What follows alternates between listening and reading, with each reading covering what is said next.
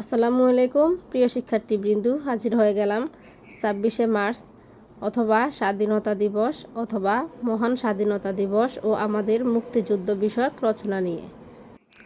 ভূমিকা: স্বাধীনতা মানব জীবনের অমূল্য সম্পদ। 26শে মার্চ আমাদের স্বাধীনতা দিবস। 1971 সালের 26শে মার্চ পরাধীনতার গ্লানি থেকে আমরা মুক্তি পেয়েছি। প্রতি বছর জাতীয় মর্যাদার সাথে এ দিনটি পালন করা হয়। স্বাধীনতার পটভূমি: 1947 সালে পাকিস্তান সৃষ্টির পর থেকেই পশ্চিমা শাসক গোষ্ঠী বৈষম্যমূলক আচরণ করে পূর্ব বাংলার মানুষ তথা বাঙালির সাথে। সমগ্র পাকিস্তানের সংখ্যাগরিষ্ঠ মানুষের ভাষা বাংলাকে বাদ দিয়ে উর্দুকে রাষ্ট্রভাষার মর্যাদা দেওয়া হয়, অর্থাৎ উর্দুই হবে একমাত্র রাষ্ট্রভাষা বলে ঘোষণা দেওয়া হয়।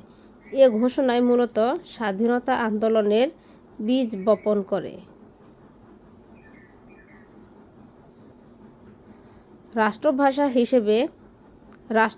হিসেবে উর্দুকে রোধ করার জন্য গঠিত হয় সর্বদলীয় রাষ্ট্রভাষা সংগ্রাম পরিষদ। 1952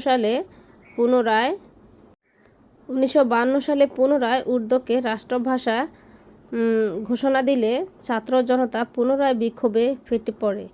1952 সালে রাষ্ট্রভাষা বাংলা চাই আন্দোলন তীব্র হয়ে ওঠে। এই আন্দোলনকে দমন করার জন্য গুলি চালানোর নির্দেশ দেওয়া হয়।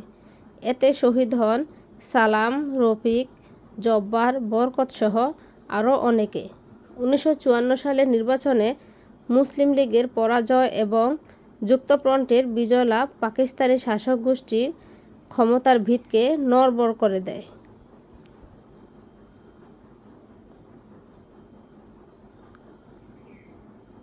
গণতন্ত্রের নামে আইয়ুব খান এবং প্রহসনের নির্বাচন দিয়ে এদেশের মানুষের রাজনৈতিক অধিকার হরণ করে নেয়।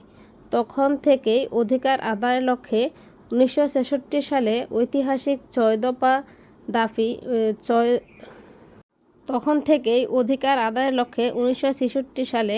ঐতিহাসিক 6 দফা দাবি উত্থাপিত হয়।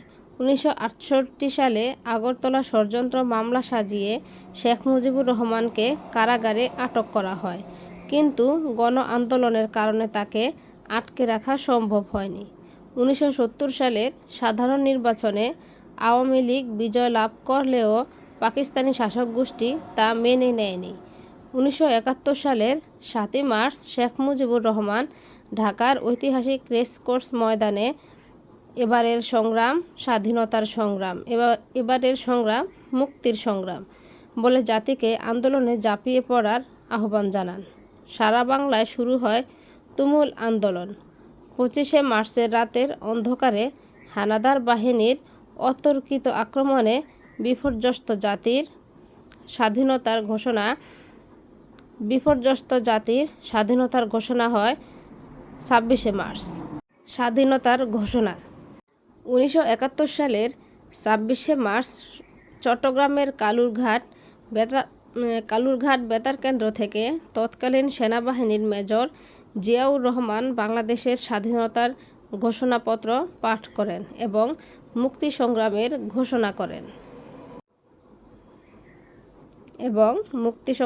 ঘোষণা করেন। গণপ্রজাতন্ত্রী সরকার গঠন: 1971 সালের 10 এপ্রিল মুজিবনগরে গণপ্রজাতন্ত্রী বাংলাদেশ সরকার গঠিত হয়। রাষ্ট্রপতি নিযুক্ত হন শেখ মুজিবুর রহমান এবং অস্থায়ী রাষ্ট্রপতি হন সৈয়দ নজরুল ইসলাম। স্বাধীনতা দিবস উদযাপন: প্রতি বছর 26শে মার্চ স্বাধীনতা দিবস উদযাপনের জন্য আমরা সাভার জাতীয় স্মৃতিসৌধে পুষ্পস্তবক অর্পণ করে শহীদদের প্রতি শ্রদ্ধা নিবেদন করি। স্বাধীনতা দিবস উপলক্ষে এদেশের সর্বস্তরের জনগণ নানা অনুষ্ঠানের আয়োজনের মধ্য দিয়ে শহীদদের প্রতি শ্রদ্ধা জানায়। উপসংহার: বাঙালি জাতির জীবনে স্বাধীনতা দিবস এক নতুন অধ্যায়ের সূচনা।